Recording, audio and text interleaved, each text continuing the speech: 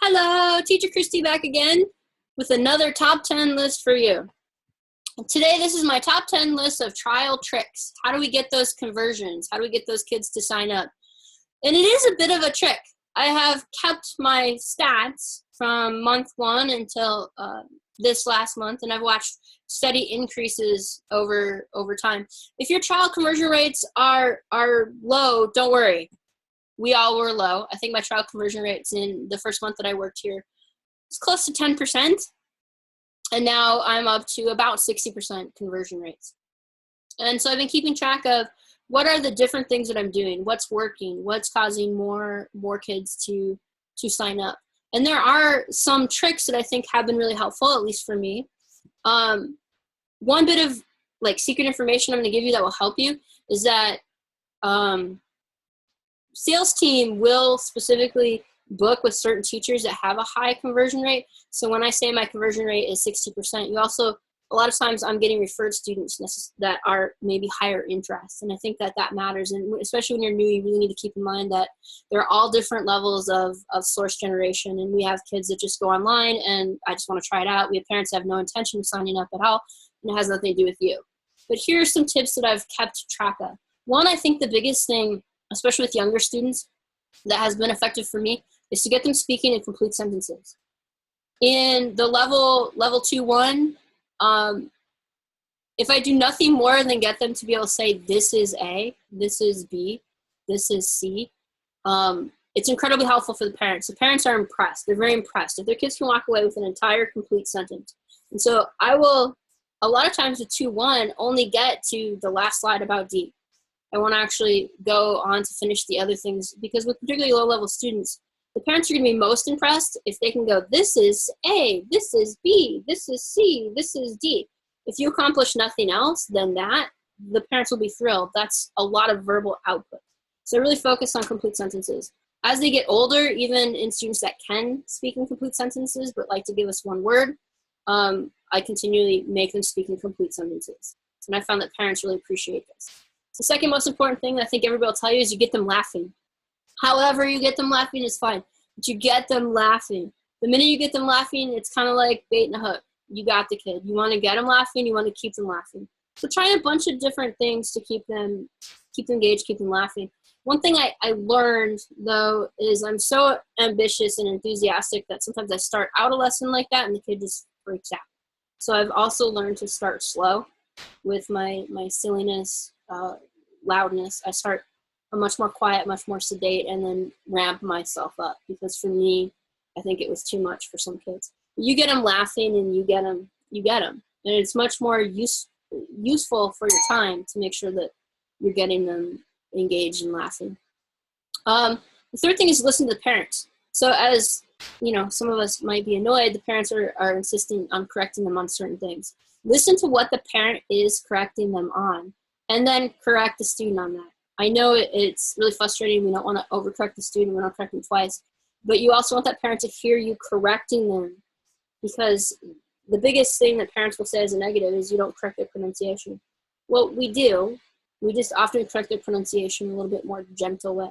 But I'm always going to make sure after the student's done reading that I'm going to go back and practice. So I'll underline the words that are mispronounced, and I'll go back and we'll practice. And I want that parent to hear me correcting the behavior that they're focusing on.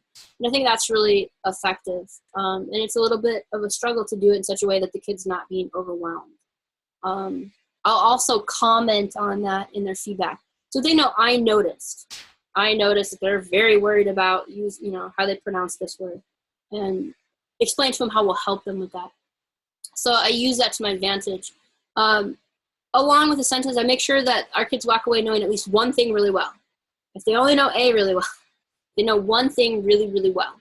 Because what the parents will do is probably put them on display. And the kids will be like, what did you learn in class? This is A, this is B. And make sure that they walked away with that, I think, is much better than more information.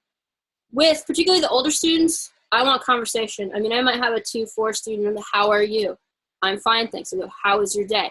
And I'll lead them through, what did you do today? Did you go to class? I think parents really want to hear us interacting with their kids. By the time they're in 2-4 or higher, they've been in training programs. They've been in school. They've been in other types of situations where they're learning English. there's a reason they're coming here.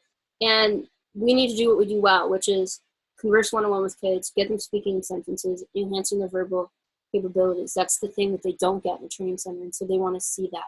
This can also be really helpful because with older students, I get into conversation with them. I ask them why they want to study English.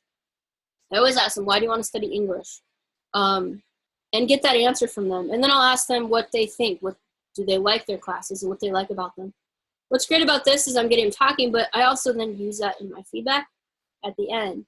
And, you know, I had a student say, I really want to learn English because I want to be able to talk to people when I go to America. And I'll go back to the feedback and comment on that and say, we can really help with that. We can really help with this.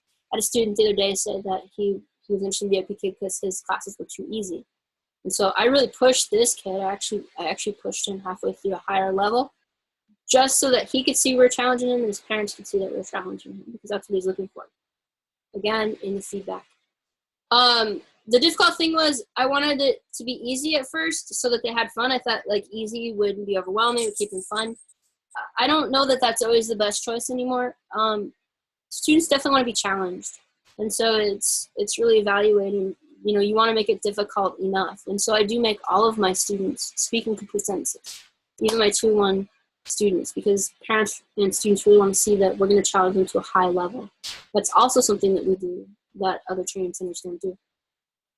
Have props. They like props. Books. I have lots of props. But what I use more than anything is a book and a puppet. And just having something in your hand, parents want to see that you prepared something. I've had parents comment on this in my feedback on a number of occasions that teacher prepared this or teacher prepared that. And I sort of feel bad because I'm like, well, teacher didn't prepare anything. Teacher's got a box right here. But it makes it feel like I've prepared that specially for them. And there are things that I do pull out specially for them, but a lot of times I just have it right here, but it seems to them that there's a lot of planning that went into it. Another trick that I always do is I always say hi to mom or dad or the family, particularly when they're leaving. Grandma or grandpa walks by, I always say hi. I try to gauge them, and I praise the child in front of them, which is allowing them to have face, making them feel confident in my ability. And if I can, really praising the child in front of them is effective. The last 10th most important thing, hands down, 100% the most important thing is feedback. You want good feedback. And I have a feedback template that I use that's actually pretty it's actually pretty detailed. It says, you know, I saw he had a great day. Here's what we did. I was impressed that he dealt with the online environment as well as he did. He'll be really successful here. Here's what VipKid does differently than everybody else, and yay, VipKid. I really lay out, here's why you should choose us. Here's why you should choose our program, and here's how it's going to benefit your student. And I'll put that writing in the comment box. If anybody asks for it, I'll go ahead and put that down. I use that center template, and then I adjust it based on the students and how they performed. Again, always going back to either what they said they wanted, what the parents planned it out, or, you know, an overall general thing. These 10 things: complete sentences, laughing, listening to parents, knowing things well, conversation, you know, finding out older students what they want, being challenging, having props, saying hi. These are the things that have really helped me get to a much higher level of trial conversions. And I keep growing and I keep changing, and I will keep growing and changing and learning things, hopefully every month, and hopefully continue to grow. But I hope it's been helpful for you guys, and that's my top 10. See you soon.